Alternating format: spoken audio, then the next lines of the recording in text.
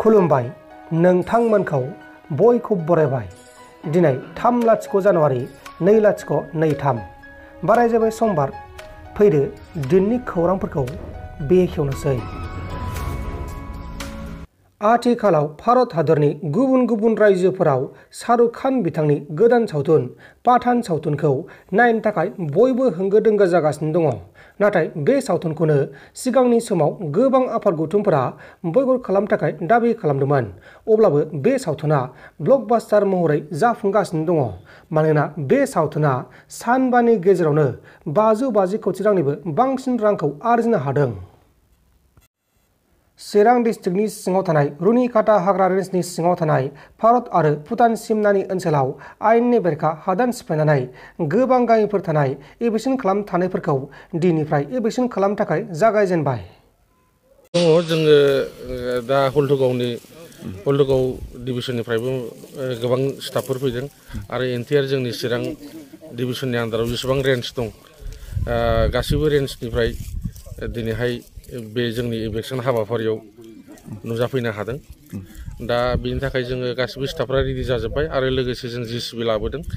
बेजों जों जेसेबां हायो जायफोर गोदान न' हाग्रा सिफायनानै न' लुनानै थादों बिथांमोननि न'फोरखौ जों सिफायनानै गालांनो जों सेस्था खालामजोबगोन हागौमानि। दा बेखिनिखौ जों रेडि जाबाय। ओरैनो मा मोनबेसे गामि सिफायनाय जागोन? मा एरिया गोलैयो बे जेनेबा? ओरैनो बेयो अदालगुरियाथ' एफआरए मोनबाय, मोनसे समाव एफआरए मोनबाय। बेजों नांजाबनाय बे जायनाखि बे मैखोम हाग्रामोन, बे हाग्रायावनो दा गोदानै इनक्रस जानानै दङ मानसिफ्रा। दा बेहायनो जोङो दिनैहाय बे कालबारि 1 नाम्बार 2 नाम्बार हांसो बाहान्दार आप टु जोङो माबासिम गोबोरखिसिम खालामलांगोन हागौमानि। आरो बेयाव फरेस्टनि अनगायै बेलेग माबा फर्सफोर दंदेरो नामा?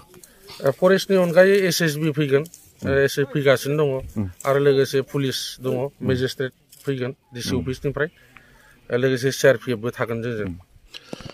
मा बुंनो सानो, हाग्राया बायलांनिफ्राय बायलांगासिनो दङ? बेखौथ' जोङो सिगांनिफ्रायनो नोंथांमोननि गेजेरजों मिडियानि थ्रुयैबो जों गोबांबार फोरमायबाय आरो गोबांबार जोङो इभेक्सन खालामखांबाय। खिन्थु खालामसेयावबो दिनैसिम माने मानसिफ्रा बुजिनो लायाखै। दासिमबो बे हाग्रा दाननाय हुदाया जोंनि मानसिफ्रा दङ। दा बेखौ जों हागौमानि जोंनि डिपार्टमेन्ट थरफनिफ्रायबो प्रटेकसनखौ होनांगोन हागौमानि। बेखिनियानो। मुम्बाइआव अर खोमोरग्रा बिफाननि सासे बारग' मावथिआ जुलि खालामनाय समाव बिसिनि नखरनिफ्राय 1 लाख रां दाबि खालामनायखौ होनो हायैनि जाहोनाव गावनि असे बिसिखौनो अरजों सावनानै बुथारनानै जोबथेसालियाव दोनजादोंमोन।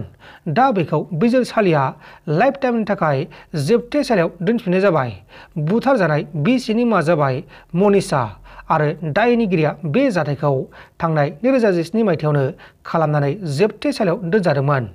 जिउनि साजा फोसावजानाय दायनिगिरिनि मुङा जाबाय लखन। नोंथांमोन दासिमनि माखासे खौरांफोरा बेखिनिनोमोन। बेखिनिसिम नायनायनि थाखाय नोंथांमोननिसिम रोजा रोजा साबायखर। गोजोन्थों। एसेनोसै। जै बर' हारिनि।